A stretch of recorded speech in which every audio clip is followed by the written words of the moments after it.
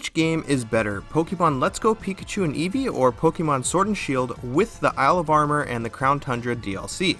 I already made a fairly in-depth comparison of Let's Go and Sword and Shield in one of my first videos, and I'll link that in the card up above. If you haven't seen that, you might want to watch that first. However, I will briefly go over all of my other points that still apply in this video as well. Like last time, I'll start with the Let's Go games. Nothing has changed with Pokemon Let's Go Pikachu and Let's Go Eevee since my last video, so I'll try to make this quick. Pokemon Let's Go Pikachu and Eevee are great games. Even though Game Freak themselves considered this game to be a spin-off, it feels a lot more like a mainline Pokemon game. It is more simple than the more recent mainline Pokemon games. I was a little bit disappointed to see that the Pokedex was cut down to 153, however, since it is a remake of Red, Blue, and Yellow, including the original 151 Pokemon and adding 2 new ones works well in my opinion. In my last video, I also mentioned that for people who don't have a lot of time to play video games, completing the Pokedex is much easier since there are less Pokemon, so this might be a good game for busy people. I also mentioned last time that while being able to connect to Pokemon Go is nice, it can be very tempting to just transfer all the Pokemon you're missing to Let's Go, which would make completing the Pokedex just a little bit too easy. Although it won't be too easy. One of the biggest complaints about this game is that Mew is locked behind a paywall, and that is still true. Unless you could trade someone for their Mew, although I'm not even sure if you can do that, the only way you can get Mew is by purchasing the Pokeball Plus New. I bought the bundle for Let's Go Eevee just because I really wanted it and I was excited for these games, but I can understand how most people wouldn't want to spend $50 on the Pokeball Plus just to get a Mew. That being said, I really did like the Pokeball Plus. A lot of people had some legitimate complaints that aiming your throws didn't work very well, but to be fair, this is an issue with the Joy-Cons also. The Pokeball Plus is a really fun way to play the game. It has all the buttons you need, the HD rumble inside it feels really good, and the LED lights and the sound effects give you a really fun experience. And it's shaped like a Pokeball.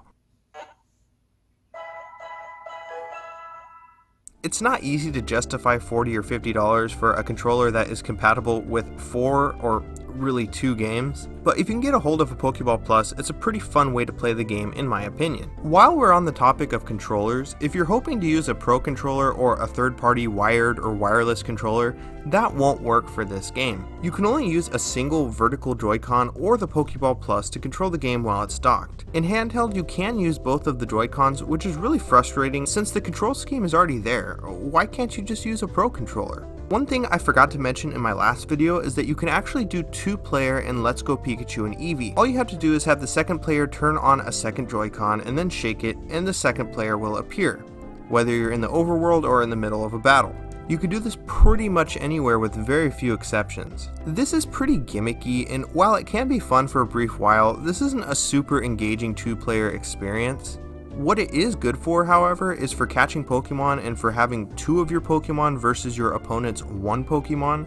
It makes catching Pokemon a lot easier, which can come in handy in some situations, and it also works as a pretty strong handicap.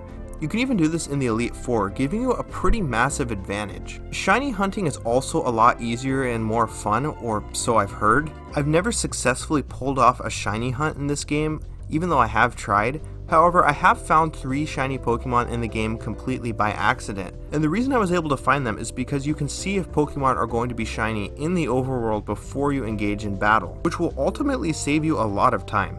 Pokemon Let's Go Pikachu and Eevee are much more nice looking and polished games. It's a pretty nice nostalgia trip, and it's a solid game on its own. Pokemon Sword and Shield, on the other hand, had a rough start. Pokemon Sword and Shield felt incomplete in a lot of ways. Not including the entire Pokedex was a very controversial decision, and while some people are okay with this decision and some even defend it, I think a lot of people were hoping for a full and complete Pokemon experience on the Nintendo Switch. As the DLC packs have been released, more Pokemon from previous games returned, which is great.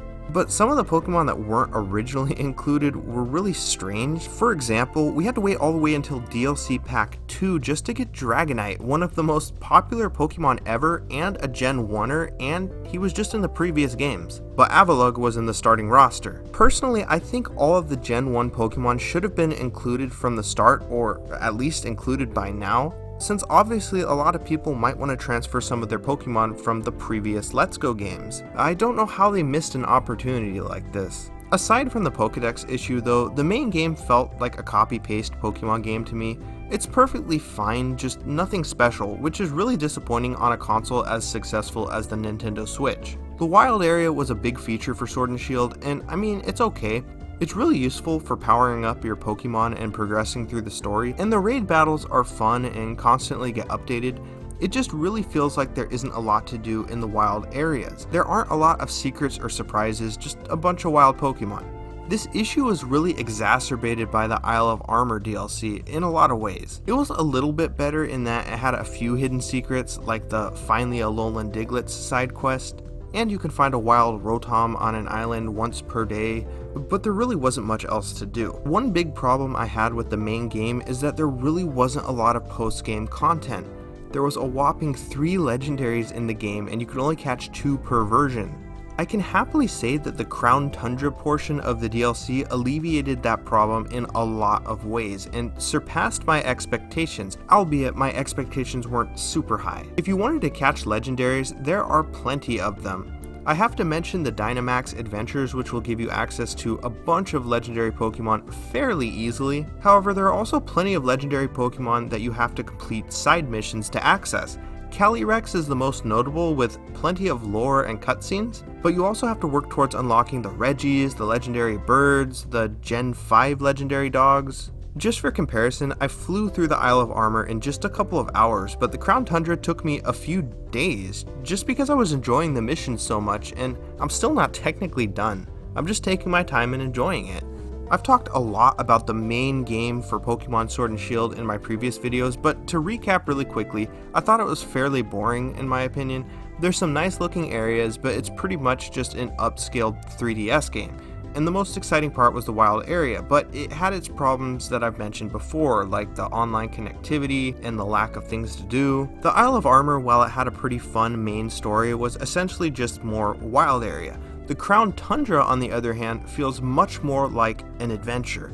It's massive. I don't know if it's really bigger than the Isle of Armor or if it just feels like it, but it really feels huge. Easy to get lost, easy to get sidetracked, and it's the perfect place for post-game content.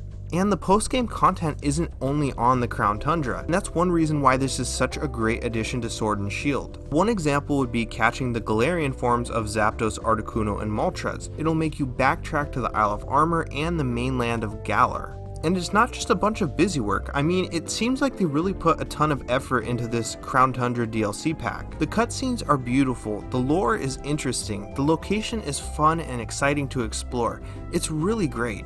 I still believe that stuff like this should have been included in the main game for free, since the main game is so lacking in content. Although I will admit that the Crown Tundra does offer quite a bit. However, does this change my opinion? In my original video, I came to the conclusion that Let's Go Pikachu and Eevee were better than Sword and Shield. At that point, the Isle of Armor was out, but the Crown Tundra was not.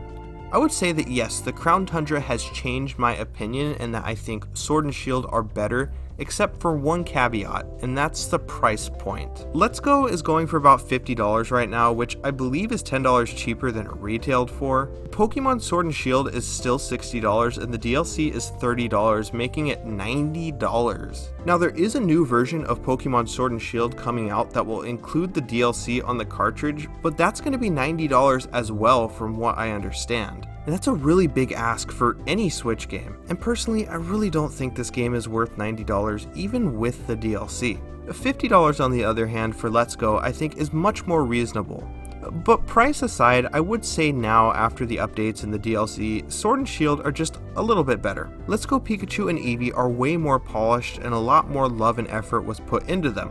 Although I will admit that I did start to see some love and effort put into Sword and Shield with the Crown Tundra.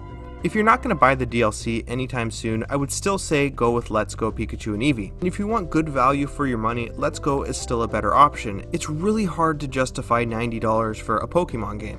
But if you want the next new big Pokemon game that all the Pokemon people are playing, go with Pokemon Sword and Shield and get the DLC. Let's Go is for casual gamers, Sword and Shield is for more hardcore players, and if you're just a super hardcore Pokemon fan, you probably have all 4 of these games anyway. If you still don't have any of these games though, and you want to get them but you don't want to go to the store due to this horrifying pandemic, You can order these games from Amazon using my links below. I know it's disgusting. I'm trying to make a profit off of you guys. I apologize. You don't have to, it's just, if you're gonna buy it anyway, might as well, right? Seriously though, you don't have to worry about that. But if you did enjoy this video and you want to see similar videos like this in the future, there is a couple things you can do for me. You can subscribe and hit the notification bell to make sure you get a notification every time I upload. Or if that's too much of an ask, you could just give this video a like. I've been very fortunate through these tough times, and I've been able to work from home for several months, and this is actually when I started my YouTube channel, because I had quite a bit of extra time now. However, duty calls and I'm now back in the office, so I haven't had as much time to upload, which is fine. A video will happen when it happens. But if you give this video a like or a comment or even a dislike really, it helps the videos that I do have uploaded perform well, and it helps out the channel while I'm away. So if you could do that, that would help me out a ton and I would forever be in your debt. Sorry for the whole origin story, just had to get that out there. And for those of you who have made it this far in the video, or for those of you who are already subscribed, thank you guys so much for watching. I really mean that, and I will see you guys next time.